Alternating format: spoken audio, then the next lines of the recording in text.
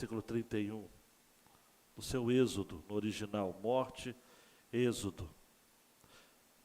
Na verdade, Lucas procura usar essa palavra porque assim como o povo de Israel ficou mais de 400 anos no deserto, no Egito, e depois finalmente foi liberto, e sob a liderança de Moisés ocorreu o êxodo da morte para a vida, da escravidão para a liberdade, da opressão para a bênção.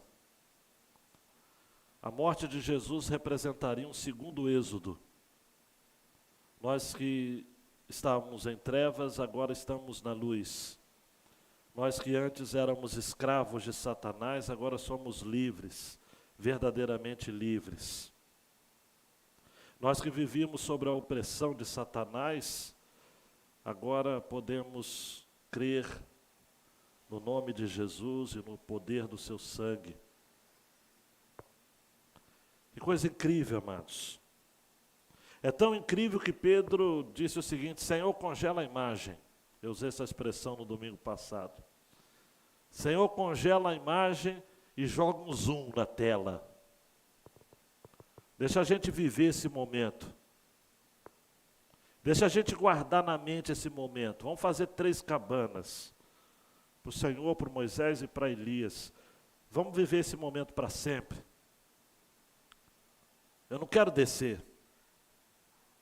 Ó, gente, se um retiro de carnaval hoje, que a gente participa como igreja, já tem gente que na hora de ir embora fica triste, dizendo, poxa vida, eu vou ter que encarar a vida lá fora. Está difícil. Aqui no retiro espiritual está muito bom. Você imagina, se um retiro espiritual, por ocasião do carnaval, ou aquelas temporadas no Palavra da Vida, quando a gente vai dando domingo à tarde, depois do almoço, a gente fala, caramba, vai acabar. Imagina esse tempo que a gente não sabe quanto durou, mas em que os discípulos viram nada mais, nada menos do que 3 gigantes.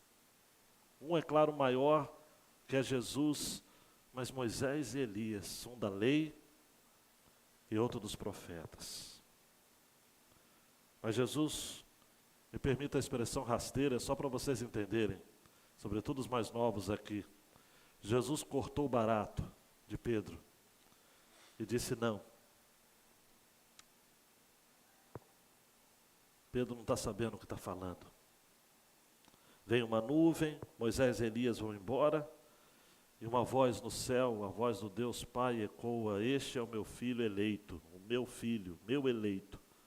Escutem o que ele diz. Jesus está sozinho, eles ficam calados. O monte da transfiguração, o monte do arrebatamento, o monte do encontro sobrenatural com Deus, o verdadeiro, o único, o irrepetível. Mas agora, amados, faz parte assim do calendário de Deus que hoje, na conclusão da campanha de missões mundiais, nós falássemos sobre o Vale da Missão. Nós temos o monte da visão com Deus, o monte do encontro com Deus, o monte da transfiguração, o monte do frenesi, o monte do reteté, o monte da experiência firme com o Senhor, mas agora a gente tem o vale da missão, o vale do trabalho, o vale do serviço, o vale do enfrentamento com o mal. É bom estar aqui no domingo de manhã, é bom estar aqui no domingo à noite. É bom levantar as mãos, cantar essas canções que emocionam o nosso coração. Não há uma vez, por exemplo, que a gente não canta Oceanos, que o meu coração não se deslumbra de Deus, dizendo, Senhor, é isso que eu quero para a minha vida. Mas não dá para ficar no monte a vida toda. Queridão, queridona, não dá para encapsular, não dá para meter um congela e um zoom. Não dá para viver, não dá para guardar numa caixinha. Não dá. O vale da missão. Vamos lá? A partir do versículo 37. No dia seguinte, é sempre no dia seguinte, a confusão acontece na sua casa depois do culto, do dia seguinte. No dia seguinte, quando eles desceram do monte, uma grande multidão veio ao encontro de Jesus. E eis que do meio da multidão surgiu um homem dizendo em alta voz: Mestre, peço que o Senhor olhe o meu filho, porque é o único que eu tenho. Um espírito se apodera dele e de repente o menino grita e o espírito o convulsiona até espumar. E dificilmente o deixa, depois de o ter maltratado.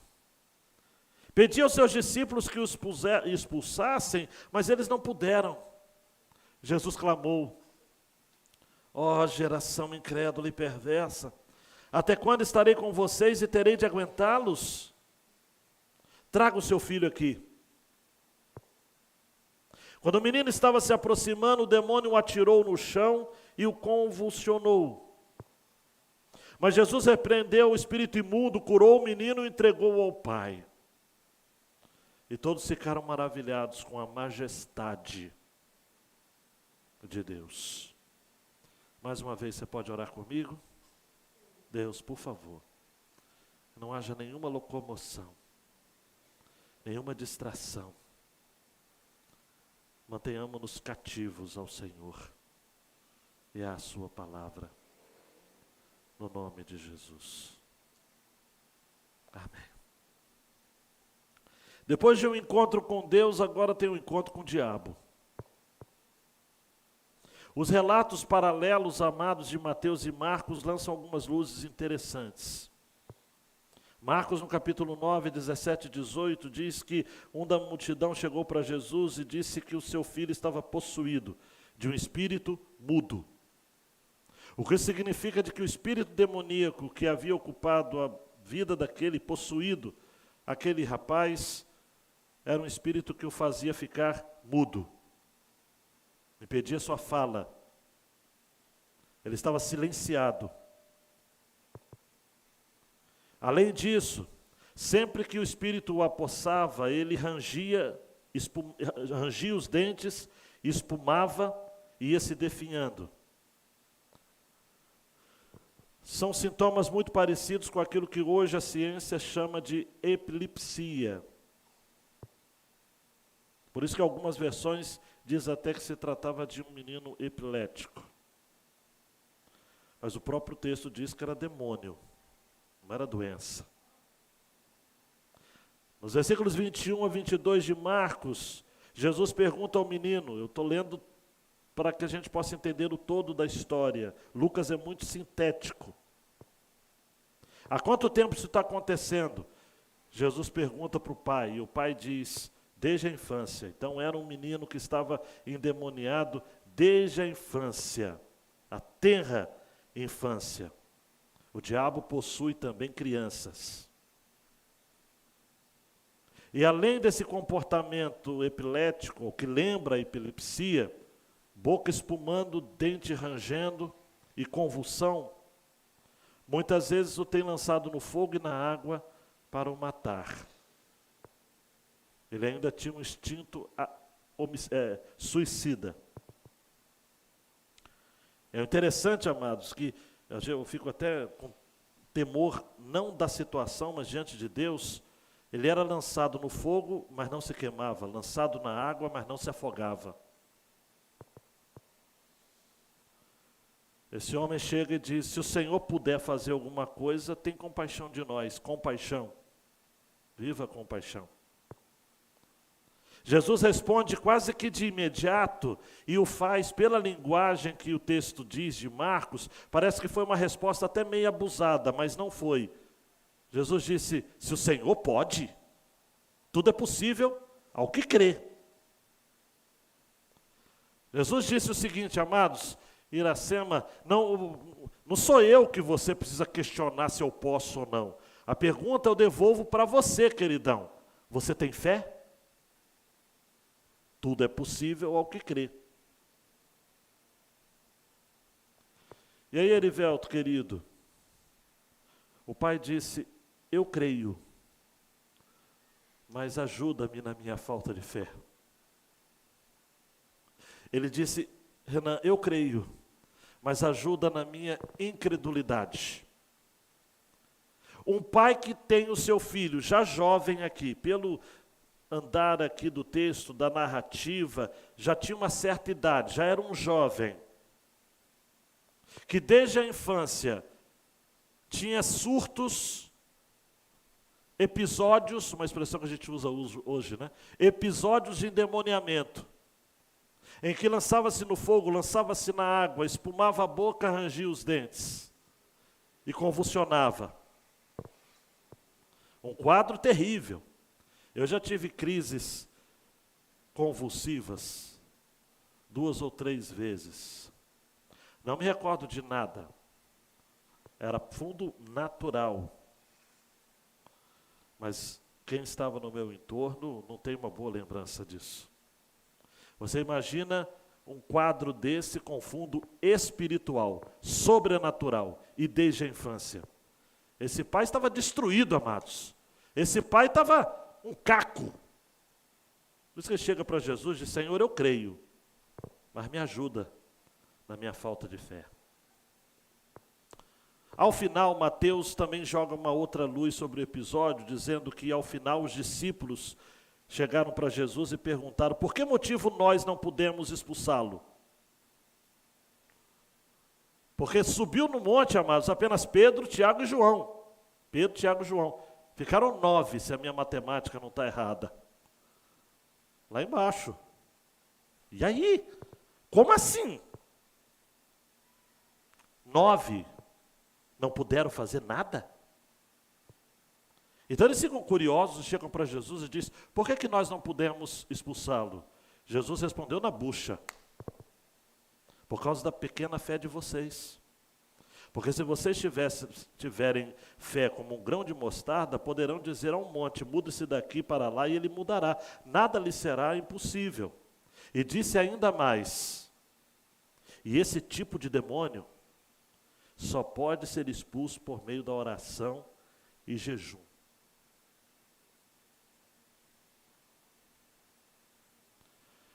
Nós não sabemos o que a gente tem para enfrentar na vida, amados.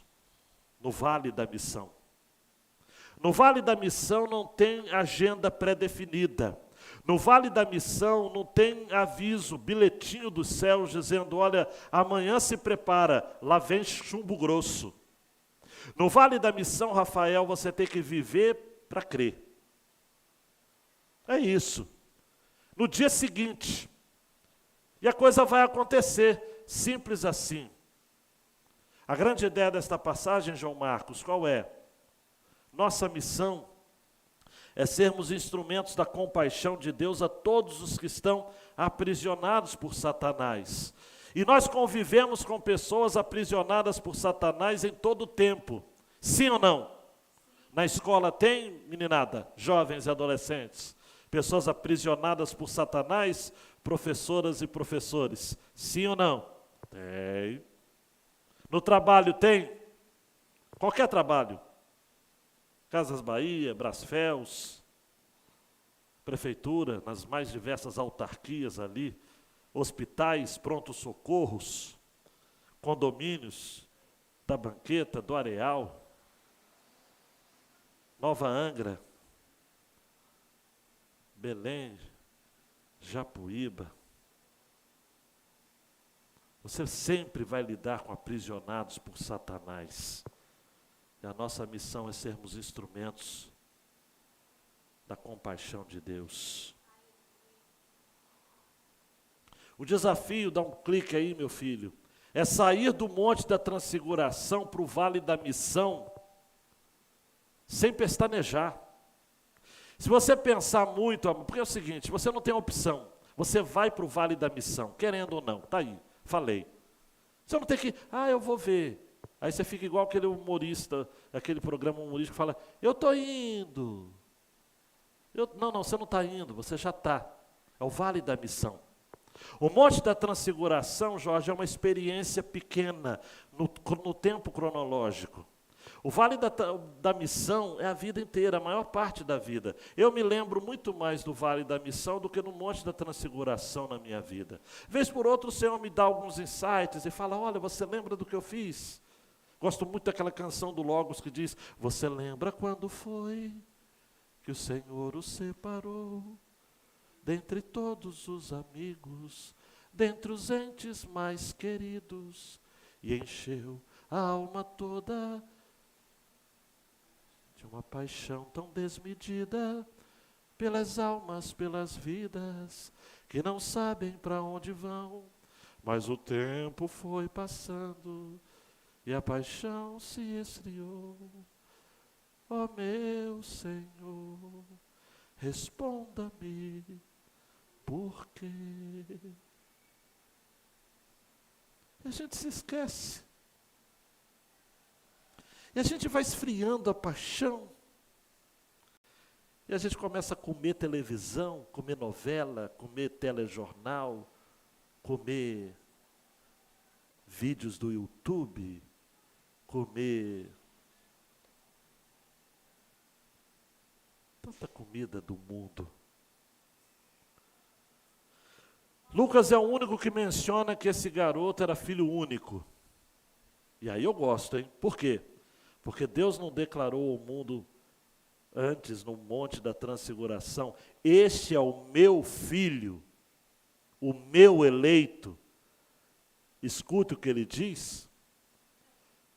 Agora no Vale da Missão nós temos um homem também que tem um filho único. Um pai que lamenta.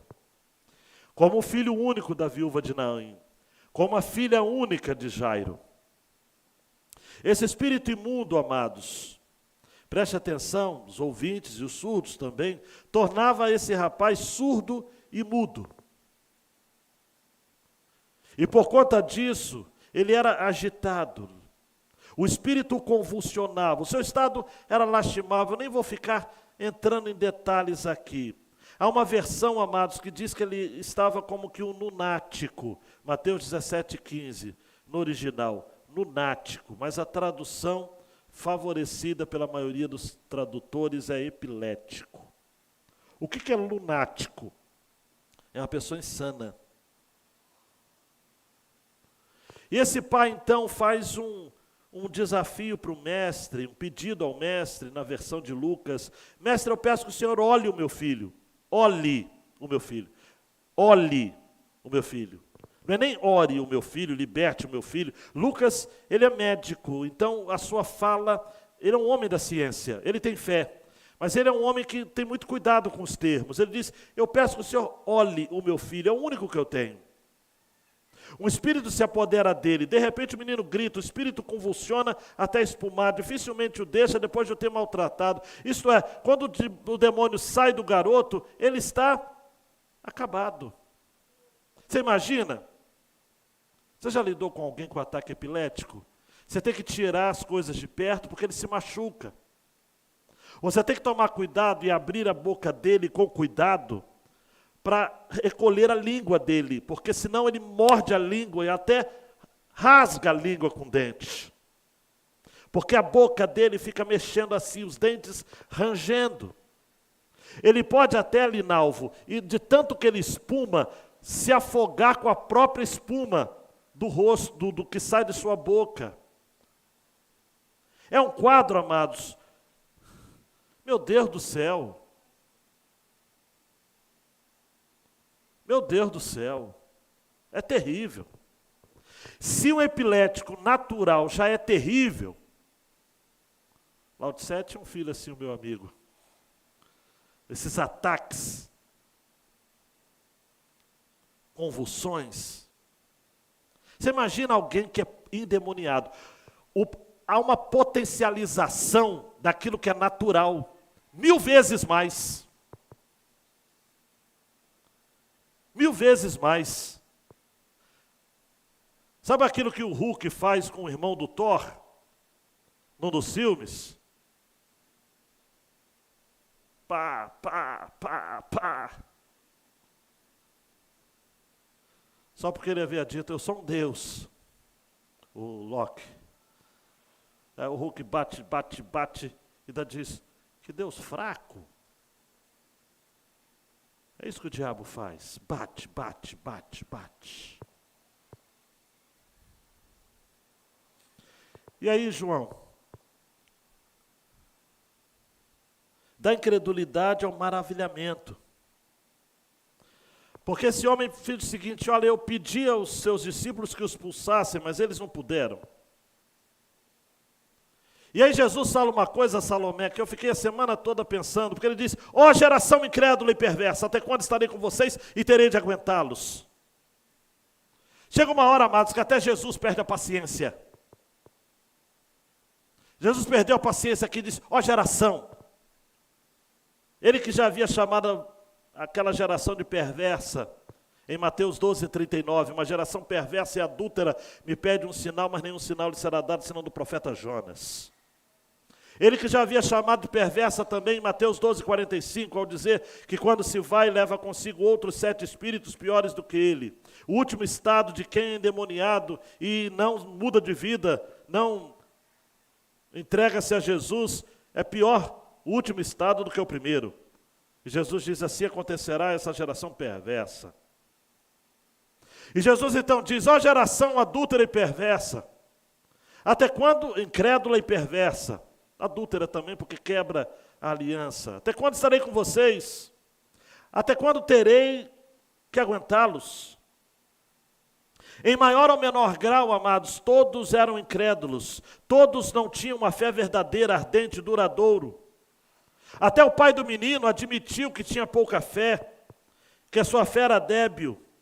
Os discípulos também, os 9 que ficaram, eram bananas, do ponto de vista espiritual, fracos, temerosos, vacilões, recalcitrantes.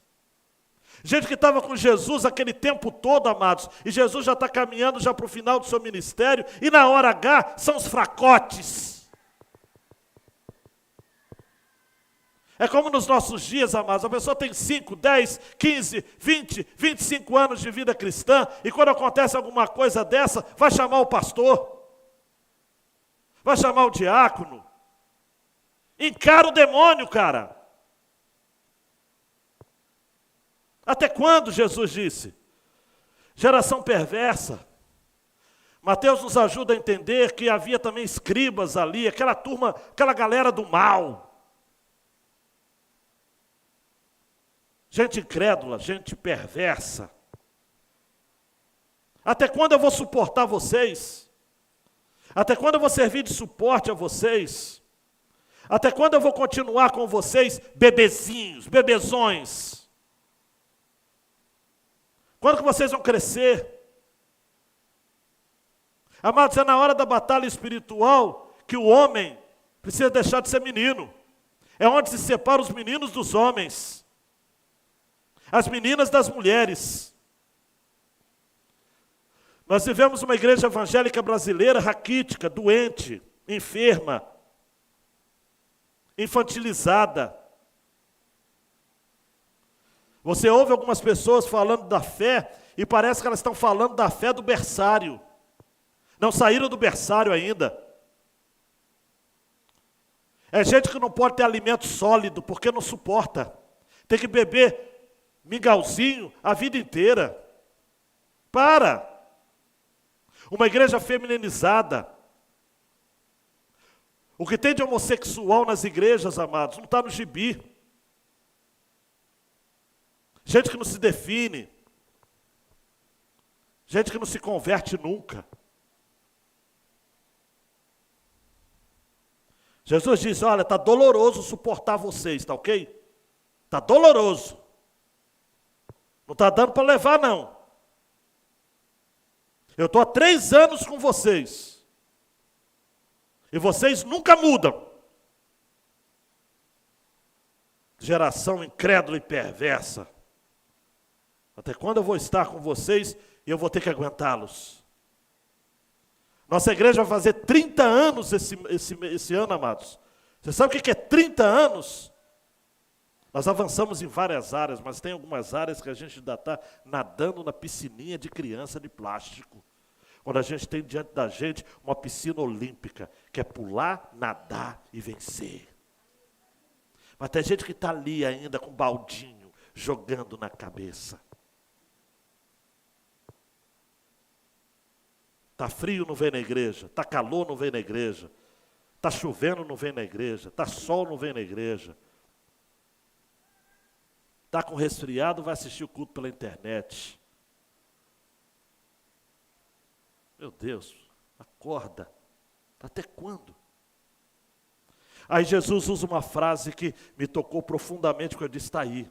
Por isso que a campanha da família é depois da campanha de missões. Jesus disse no final do versículo 41, traga o seu filho aqui. Aleluia. Jesus está mandando dizer para você, traga o seu filho aqui. Cadê o seu filho? Traz ele aqui. Não deixa o seu filho em casa, traz ele aqui. Não deixa o seu filho lá no celular jogando. Não, traz ele aqui. Não deixa o seu filho, mas eu tenho olhado para umas crianças, amados, eu estou vendo umas caras de patéticos, de doentes, de mongóis, no pior sentido dessa expressão, embora seja uma expressão preconceituosa. Mas eu digo num tom popular, crianças saudáveis, mas que se comportam como débeis mentais. Esse isolamento social, deixaram de ir na escola, deixaram de ir na igreja, deixaram de viver, já não jogam mais bola com os amiguinhos, estão parecendo uns... Traga o seu filho aqui. Ah, pastor, mas ele tem um diagnóstico. Traga o seu filho aqui com diagnóstico, sem diagnóstico, porque gente doida sem diagnóstico está cheio aqui. Está todo mundo aqui. O seu só tem um diagnóstico, só tem. Traz ele aqui. É isso que Jesus diz. Depois vocês podem ficar chateados comigo, mas é o que Jesus diz, traga o seu filho aqui. Pastor, mas ele vai andar na igreja, traz o seu filho aqui, ele vai aprender aqui. Uma hora você pega ele, o outro pega também, vai olhar e cara feia, cara bonita, traz o seu filho aqui. É gordo, é feio, é magro, traga o seu filho aqui. Mas ele é viciado, traga o seu filho aqui. Mas ele está com mais amizades, traga o seu filho aqui. Você não pode desistir do seu filho, queridão. Você não pode achar que não tem jeito, traga o seu filho aqui.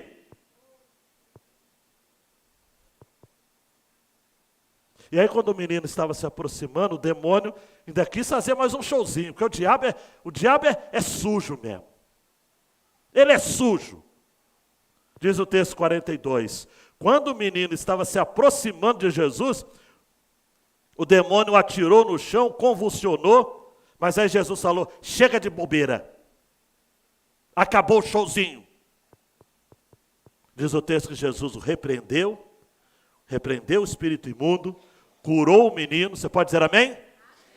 Curou o menino e o entregou ao pai. Isso daqui bagunça meu coração, Max. Primeiro Jesus diz, traga o menino. E aí Jesus repreende o demônio, cura o menino e entrega para o pai. Papai, está aí seu filhão. Amados, isso daqui aconteceu num instante. Na sua história pode acontecer durante a vida inteira. Eu conheço pais que esperaram a vida inteira para terem isso acontecendo. Outros morreram e só depois de morto, os seus filhos e netos estão caminhando na casa de Deus. Eu conheço famílias, amados, que o cara que a gente achava que era crente, tinha cara de crente, tinha cheiro de crente, tinha pinta de crente, virou o que não presta.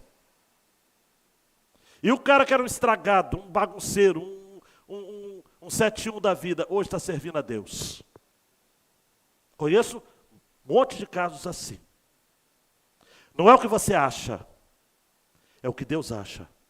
Não é o que você diz, é o que Deus diz. Traga o seu filho aqui.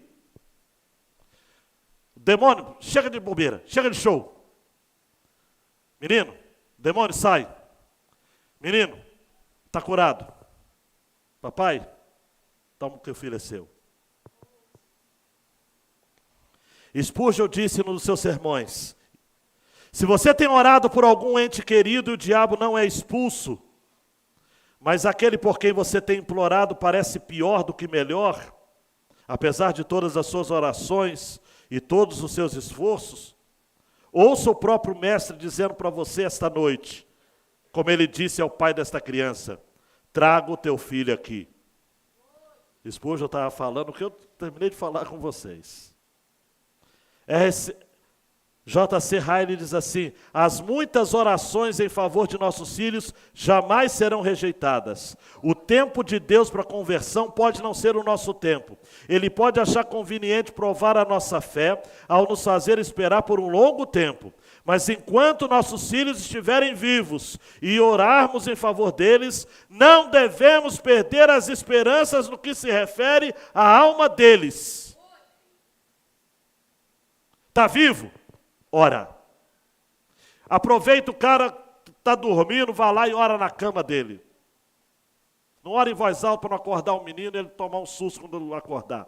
Mas ora, abençoa, profetiza sobre a vida dele. E diga: eu não vou desistir de você. Seu filho pode ser casca grossa, pode ser gente ruim, gente do mal.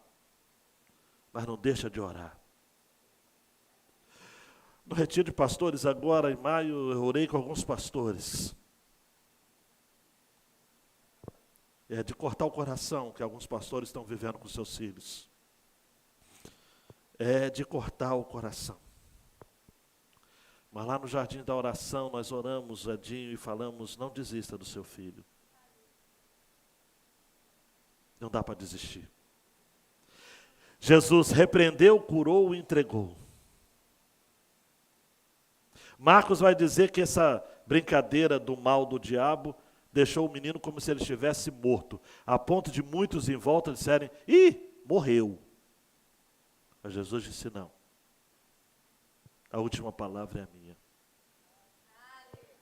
A última palavra é a minha. Deus manda dizer para você: ó, você aí, a última palavra é minha. A última palavra é minha. Ah, pastor, está difícil. A última palavra é minha. Porque está difícil mesmo. Criar filho hoje, amados, é um desafio. Está mole não. Mas todos ficaram, amados, maravilhados com a majestade de Deus. Todos ficaram admirados e comentavam, né? Que autoridade é essa? R.C. Sproul vai dizer de que os homens nunca são devidamente tocados e impressionados com a convicção de sua insignificância, enquanto não percebe o contraste entre eles e a majestade de Deus.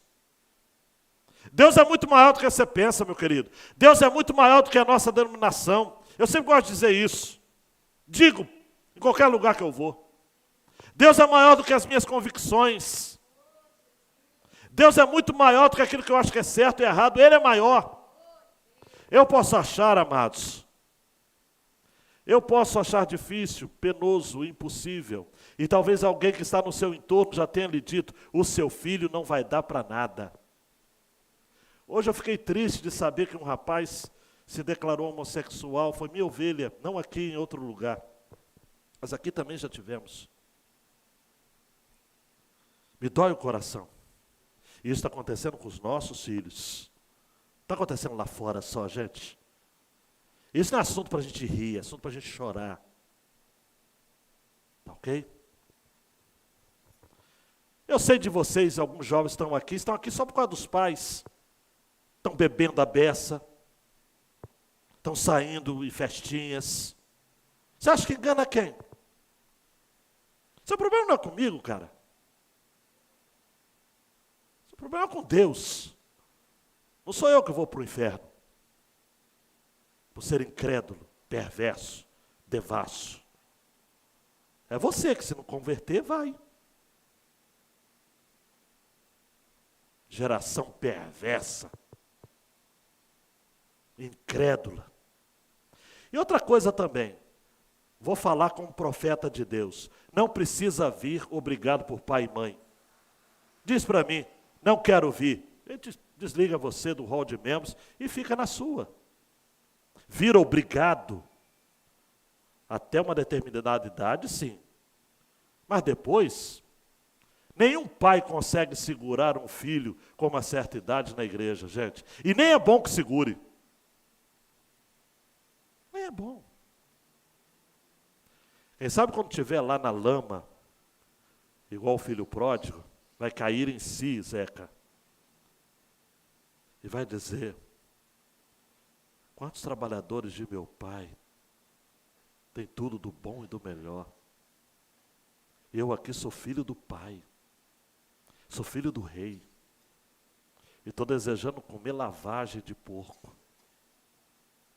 Que vacilão eu sou. Levantar-me-ei e irei ter com meu pai. Eu vou dizer a ele: Pai, pequei contra o céu e perante ti. Eu já não sou digno de ser chamado teu filho. Me trata como um empregado seu. E Deus o Pai vai dizer: não, meu filho, empregado não. Quem é filho sempre.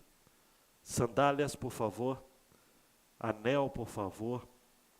Novas vestes, por favor. E outra coisa, mate o melhor bezerro cevado, porque o meu filho estava perdido, mas foi encontrado. Ele estava morto, mas reviveu. Vai ter muita gente aqui que vai se surpreender, porque os seus filhos vão voltar para a casa do Pai. Eu creio nisso. Se eu não cresce nisso, eu não estaria aqui. Agora, João Marcos, meu querido, as aplicações são claras. As nossas experiências no monte, eu já disse, repeti isso, mas é bom dizer de novo, não podem ser cristalizadas. Nós temos que descer ao nosso vale. Há muito o que fazer lá embaixo. Nós temos uma missão.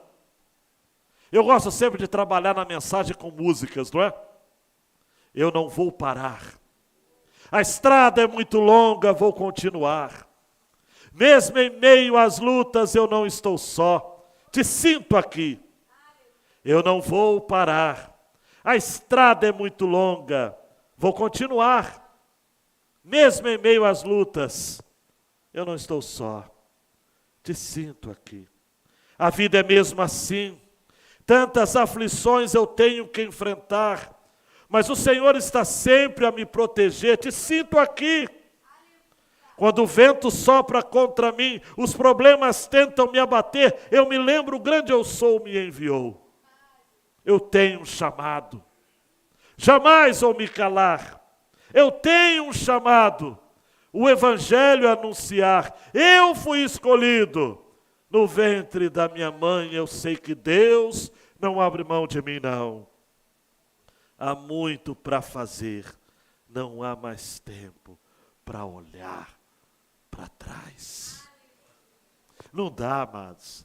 Eu fico furioso da vida quando alguém chega e fala assim: pastor, vou descansar um pouco. Descansar, você vai ter tempo para descansar no Belém ou lá no Zungu, na Serra d'Água. Vai ser um tempo de descanso incrível. Você quer ir? Não, pastor, o que é isso? Misericórdia. Então vamos trabalhar. Chega de besteira. Vamos trabalhar? Tem muita coisa para fazer. João Marcos.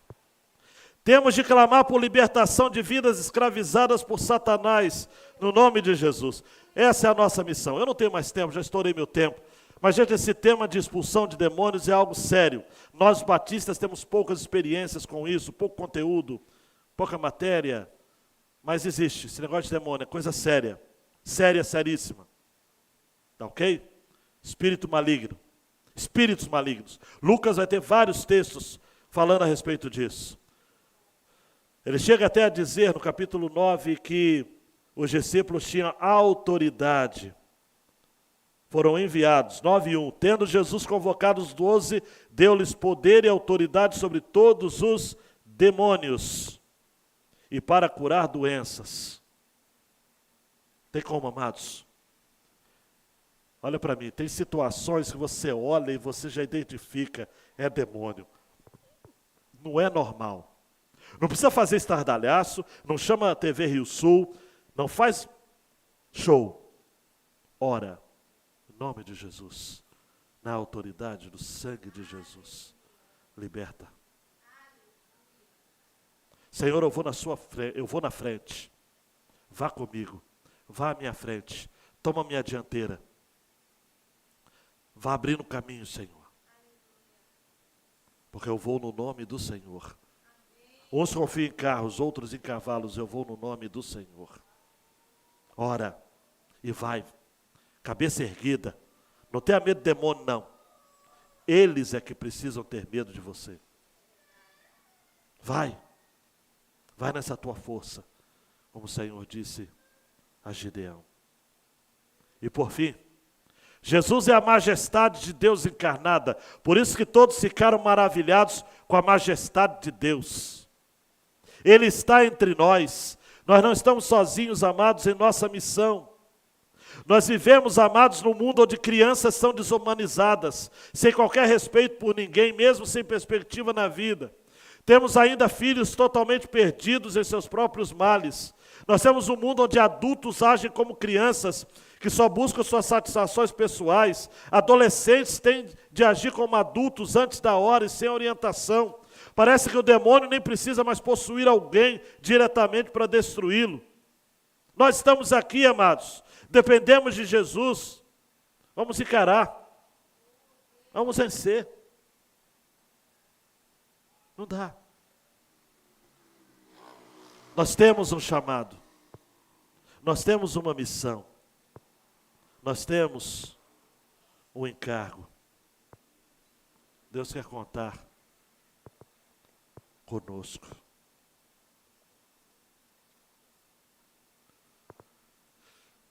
A última tela, João. Essa é a bandeira do Irã. Eu vou contar rapidamente. Em 2005, um rapaz chamado Hassan deixou o Irã. Ele era muçulmano. O desejo dele era converter europeus ao Islã. Ele queria que o mundo inteiro se tornasse muçulmano. Só tem que. No meio do caminho ele conheceu uma família de cristãos. E o casal convidava, e esse homem convidava Hassan e sua esposa, e ele recusava, estava zangado. Só de pensar que havia muçulmanos que haviam se convertido com o cristianismo, ou ao cristianismo, Hassan tinha uma bronca terrível. No final ele foi. Foi à igreja, no Irã. Chegando lá, viu uma igreja cheia de gente sorridente. Ele e a esposa descobriram que o cristianismo evoca nas pessoas um amor, e o amor das pessoas é genuíno. Hassan chega em casa e começa a ler o Novo Testamento. Com o tempo ele descobre que é mais gostoso ler o Novo Testamento do que o Alcorão. Um dia o Espírito Santo disse para ele, eu creio nisso. Se você está perdido no deserto e precisa encontrar o seu caminho, quem você pediria direções? Alguém que está morto ou alguém que está vivo? O Espírito falou com Hassan. E Hassan respondeu, claro, quem está vivo. Então o Espírito Santo disse para ele, Jesus está vivo. Cida, naquela noite, Hassan ora em lágrimas, entrega a sua vida a Jesus. Chegando para a esposa, ele disse, eu agora sou um cristão. A esposa acha que ele está louco, zomba dele, diz o seguinte, você não se lembra que você queria converter os cristãos ao islamismo? Agora eles converteram você? Acontece que Hassan mudou de vida, porque quem encontra Jesus tem que mudar de vida, cara. E a mudança na vida dele era inegável. O casamento de Hassan com a sua esposa era miserável. Ele até a espancou, porque reza no Alcorão até o direito que o homem tem de agredir a mulher fisicamente. Dependendo de sua interpretação, isso dá legitimidade. Mas ele se tornou cristão e nunca mais bateu nela. Começou a passar tempo com a mulher. Até lavar louça, Marco Giovanni. O que ele nunca tinha feito antes. Por 5 anos, a sua esposa tentou mudar de ideia Hassan. dessa ideia de ser cristão. Mas ela foi vencida. Derrotada. Ela também se tornou cristã. Quem conta essa história é o Kevin Bradford, foi missionário do PV. Você sabe onde está Hassan e sua esposa agora, Jorge? Ele deixou o Irã. Ele foi para a Europa. Mas agora ele ganha outros muçulmanos para Cristo. Tem como deixar, João Marcos, a divisa da nossa campanha? Por favor. A divisa, o texto bíblico. Dá para dizer juntos? 1, 2, 3 e... Fui crucificado com Cristo. Assim...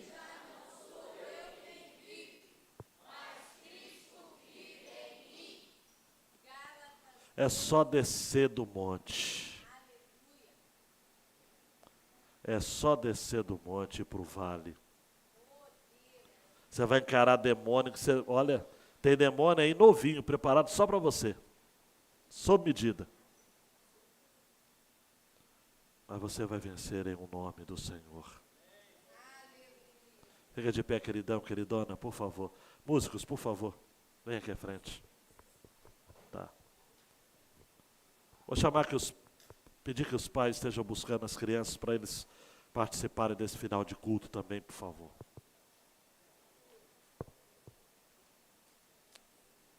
De pé, igreja.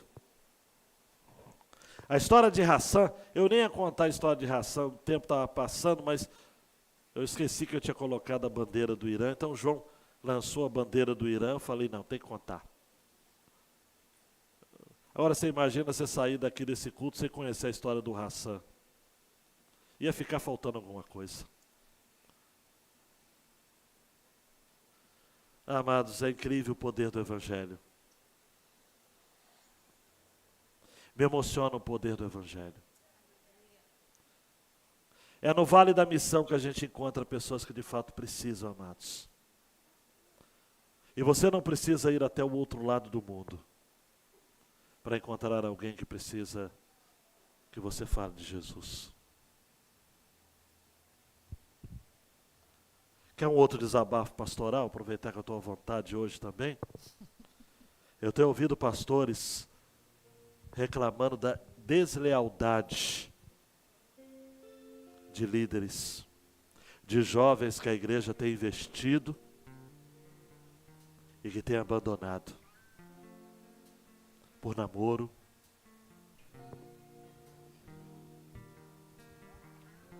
por rebeldia, por carnalidade. Só esse final de semana conversei com 2 pastores. Senhor Ezequias, está difícil de investir na moçada.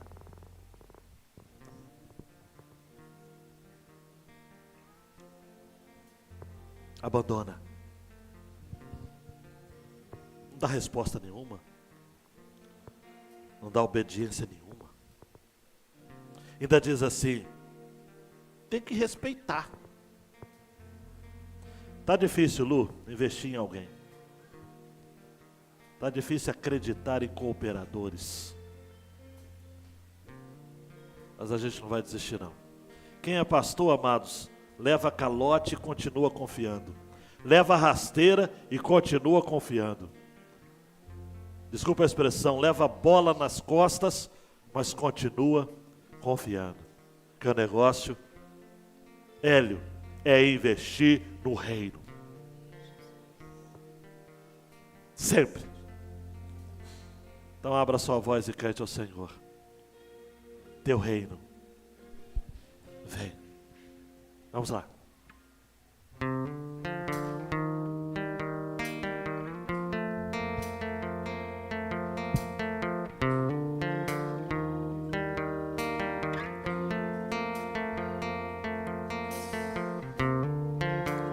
Como agradecer o que fez por mim e pelo que fará.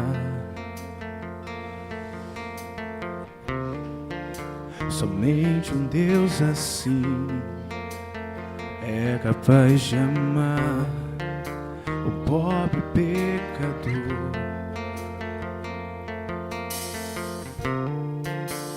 Hoje tenho em mim a marca de Jesus, Ele é meu Senhor. Sirvo com paixão, estendo as minhas mãos, vivendo a compaixão. Teu reino vem sobre nós, Ele vem, para sempre Jesus reinará. Das nações Ele é rei, não há outro igual, para sempre eu vou cantar. Jesus é rei, Jesus é rei.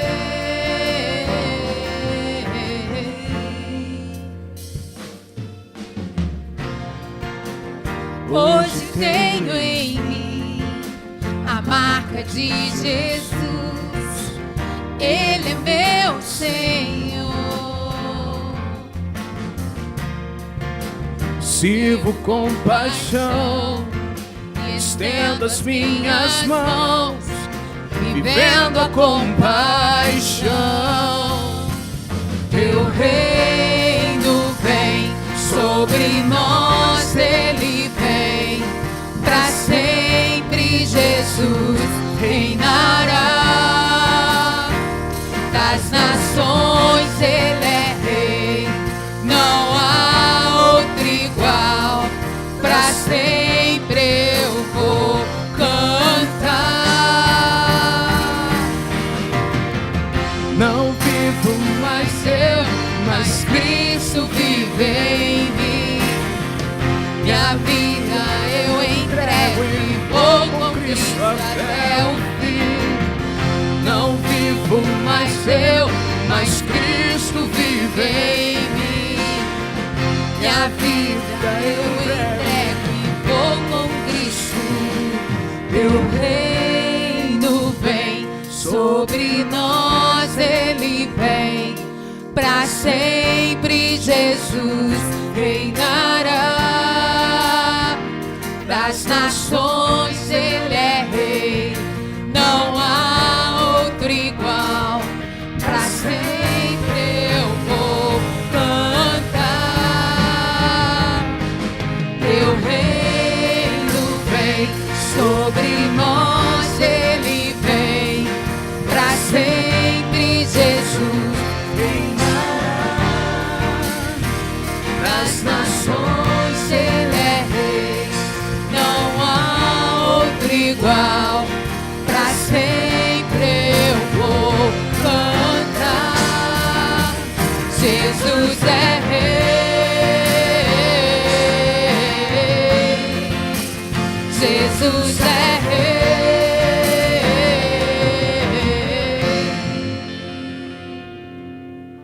Isso. Apenas com fundo musical, quero chamar, como sempre faço aqui, o Conselho Missionário da Igreja para vir à frente, rapidamente, né? O pessoal do Conselho Missionário já recebe a convocação, já participa das reuniões. Eu sei que os líderes de ministérios trabalharam bastante, cooperaram, mas esse é o conselho da ativa, do dia a dia, do grupo de zap, das reuniões, dos desafios gigantescos.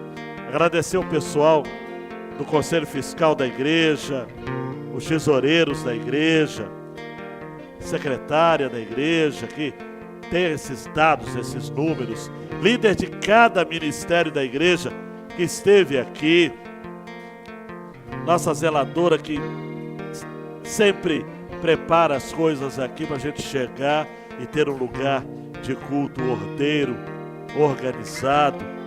Enfim, todos vocês são muito especiais. Eu não sei qual o valor que alcançamos até o final do culto, Nosso alvo era um alvo puxado, um desafio. Teve gente no conselho, na reunião dos líderes, falou, pastor, tem que sonhar, mas tem que ter um pé no chão. Ou tem pé no chão ou sonha, assim, é uma coisa, não tem como uma coisa ou outra. Então nós optamos